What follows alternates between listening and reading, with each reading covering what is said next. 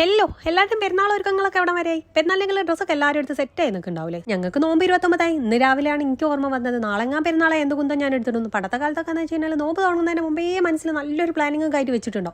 വയസ്സും പ്രായമൊക്കെ ആയില്ലേ, അതുകൊണ്ടായിരിക്കും. എൻ്റെ ഒരു സ്വഭാവം വെച്ചിട്ട് ഒന്നും രണ്ടും കടയിലൊന്നും കയറിയാൽ പറ്റും. ഷാപ്പി മൊത്തം കയറി നെരങ്ങിയിട്ട് ഇഷ്ടപ്പെട്ടാത്തൊരു സാധനം എടുത്ത് വീട്ടിൽ കൊണ്ടുവരാം. എന്നിട്ട് വേണം പിറ്റേന്നാ മാറ്റിക്കൊണ്ടുവരാം. നാളെ പെരുന്നാളായില്ല, എന്തായാലും ഞാൻ തിരിച്ചു വരുന്നുള്ള ഉദ്ദേശത്തിൽ ഞാൻ നമ്മളെ സ്റ്റുഡിയോയിൽ കയറി. സ്റ്റുഡിയോയിലെ താടി നമ്മളെ പേസ്റ്റിന് കോൾഗേറ്റ് എന്ന് പറയുന്ന പോലുള്ള ഒരു സാധനം തന്നെ. അവിടെ എത്തിയൊക്കെ മമ്മിക്ക് ഭയങ്കര വാശി.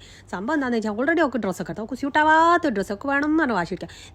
അല്ലെങ്കിൽ മത്തം കുത്തിയ കുമ്പളം മുളയ്ക്കൂലല്ലോ. പണ്ട് ഞാൻ കൊടുവള്ളി നട റോഡ് പോയി നിന്നിട്ട് സ്യൂട്ടാവാത്ത ഡ്രസ്സ് വേണമെന്നും പറയും. നമ്മളെ സ്റ്റുഡിയോയിൽ അത്യാവശ്യം സാധനങ്ങളൊക്കെ കേട്ടോ. എന്നാലും നമ്മുടെ ഇമേജിനൊത്തിട്ട് ഒന്നും രണ്ടും കടയിൽ കയറി യെസ് അറിയാവുന്ന ഒരു സുഖമുള്ള കാര്യമല്ലല്ലോ. അവിടെ നിന്ന് അമ്മി വാശിച്ച ഡ്രസ്സും എടുത്തിട്ട് നമ്മൾ തിരിച്ച് നേരെ വിട്ട് മതിയാതിൽക്ക്. മേക്കപ്പ് പ്രൊഡക്ട്സ് ഉണ്ടാ പിന്നെ ഏത് സമയമില്ലെങ്കിൽ അവിടെ പോയി കണ്ട് കുറച്ചൊക്കെ ഒന്ന് ടെസ്റ്റ് അടിച്ച് പോന്നില്ലെങ്കിൽ ഒരു സമാധാനം ഉണ്ടാവില്ല.